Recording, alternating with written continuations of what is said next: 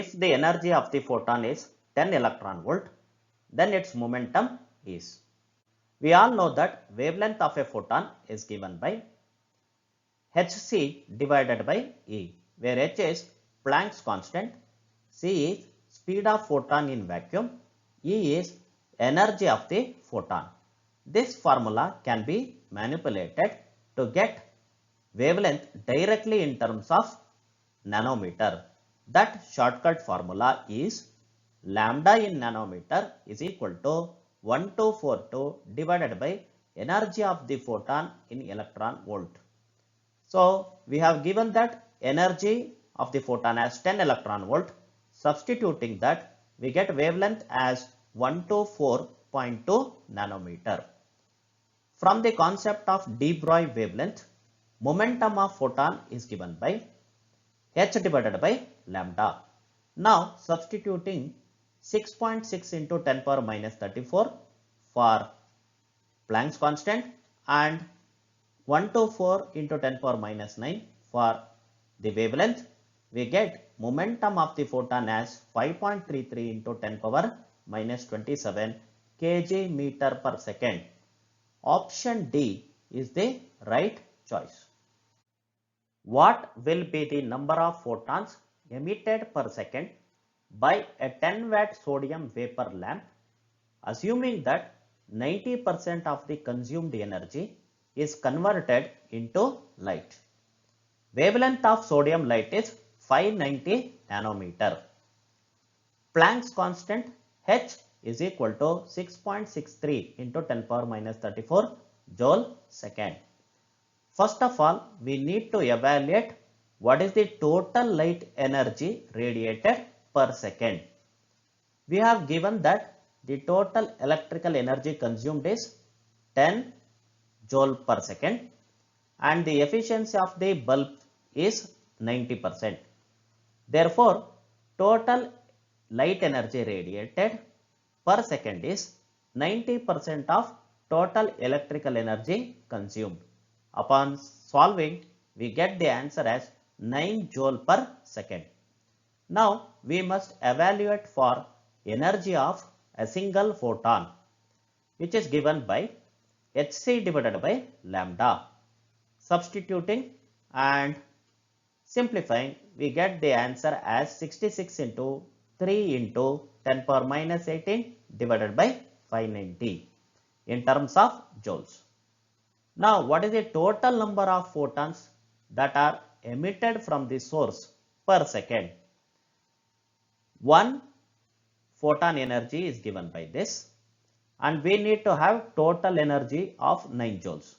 Therefore, the formula is quite simple, which is given by total number of photons emitted is equal to total energy divided by energy of single photon. Substituting and simplifying, we get the answer as 2.67 into 10 power 19. Option C is the right choice. The photoelectric threshold of tungsten is 2300 angstrom. The energy of the electrons ejected from the surface by ultraviolet light of wavelength 1800 angstrom is. Please check the options. All answers are given in electron volt. Now, the work function of tungsten material is given by hc divided by its threshold wavelength. Substituting, will be getting the answer in terms of joules. Instead of this, we can use a shortcut formula in which we will be getting work function directly in terms of electron volt, which is given by work function in electron volt equals 1242 divided by threshold wavelength in terms of nanometer. 1242 divided by the threshold wavelength in terms of nanometer is 230. Upon solving, we would get answer for work function as 5.4 electron volt.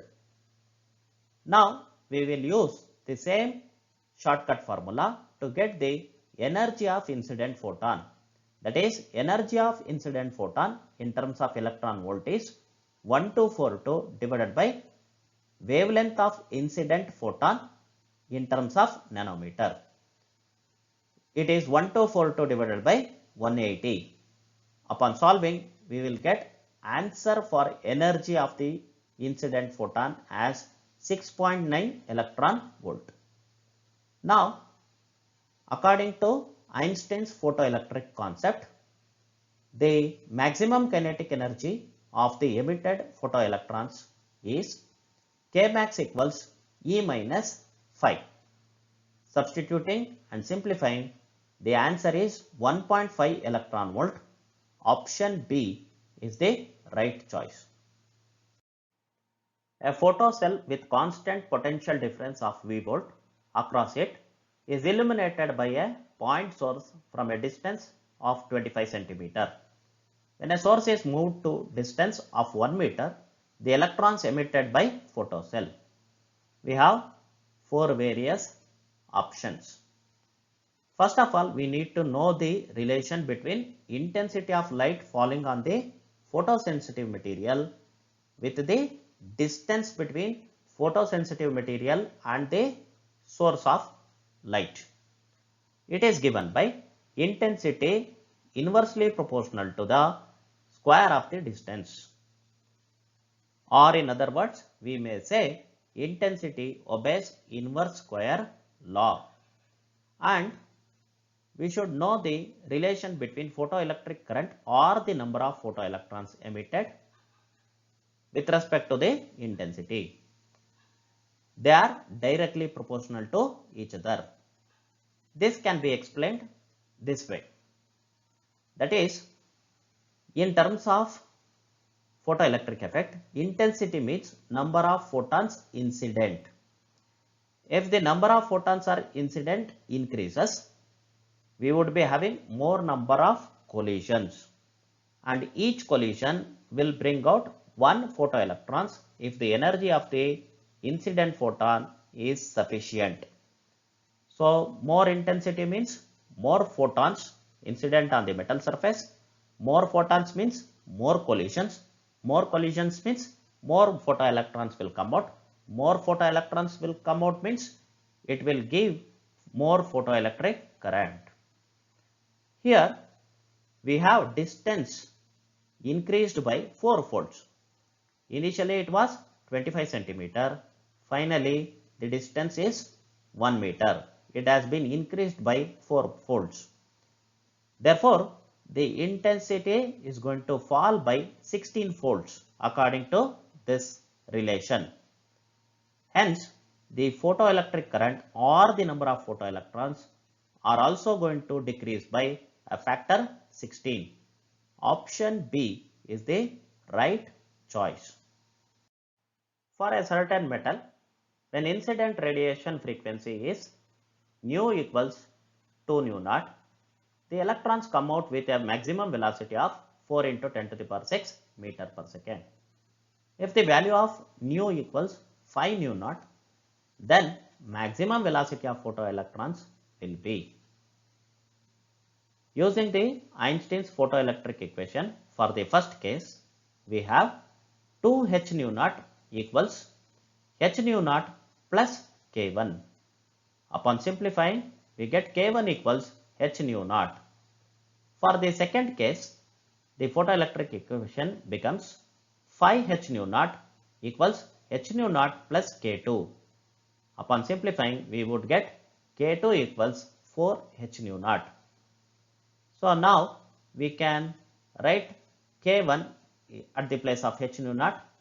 This way we would get kinetic energy in the second case equals 4 times the kinetic energy in the first case. The relation between kinetic energy and speed is well known. That is, kinetic energy is directly proportional to square of the speed. Using that idea, we would get V2 is equal to twice the value of V1. Value of V1 is given as 4 into 10 to the power 6. Therefore, the final velocity is 8 into 10 to the power 6 meter per second. Option B is the right choice. In a photoelectric experiment, the stopping potential for the incident light of wavelength 400 nanometer is 2 volt.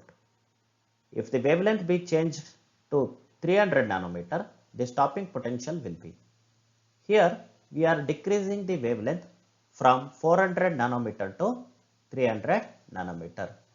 That means the energy of the incident photon will increase, which is going to increase the kinetic energy of the photoelectrons.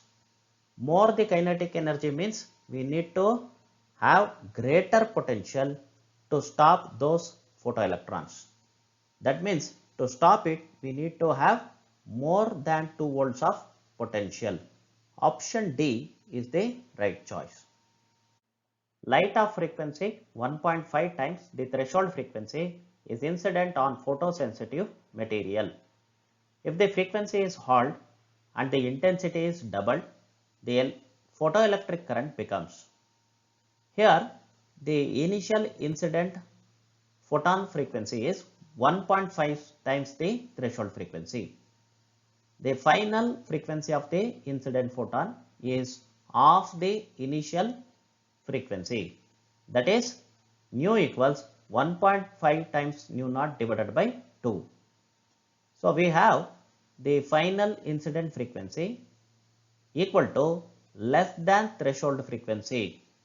That means no matter whatever is the intensity of the incident radiations, you won't get any photoelectrons coming out of the metal surface.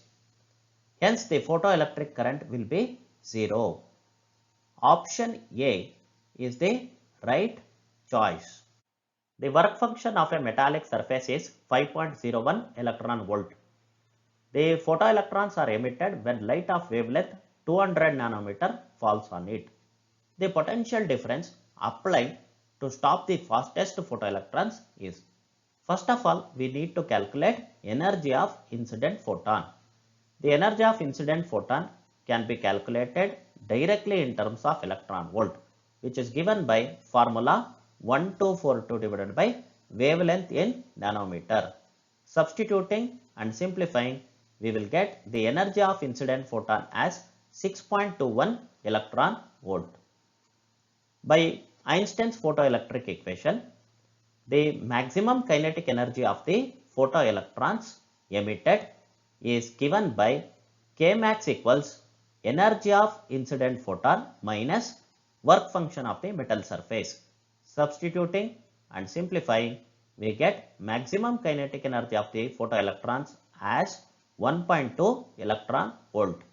Option A is the right choice. The cathode of photoelectric cell is changed such that the work function changes from W1 to W2, given that work function of the second metal surface is greater than work function of the first metal surface. If the current before and after change are I1 and I2 and all the other conditions remaining unchanged, then here we need to assume that the energy of incident photon is greater than the work function of the second metal surface. Since the intensities in both the cases are same, and we know that intensity and the number of photons incident are directly proportional to each other. If the intensities are same, then the number of photons incident on the metal surface is going to be same. And we know that each photon incident on the metal surface will knock out one electron from the surface. Hence, the photoelectric current in both the cases is going to be same, which means I1 is equal to I2. Option A is the right choice. The frequency of the incident light falling on a photosensitive metal plate is doubled. The kinetic energy of the emitted photoelectron is. Let us write the photoelectric equation for the first case, which is going to be h nu equals phi plus k1, where phi is the work function of the metal surface. In the second case, the frequency is doubled. Hence, the photoelectric equation becomes 2h nu equals 5 plus k2. Now let us substitute for h nu, which is equal to 5 plus k1. Doing the substitution and simplifying, we will get k2 equals to 2 times k1 plus 5.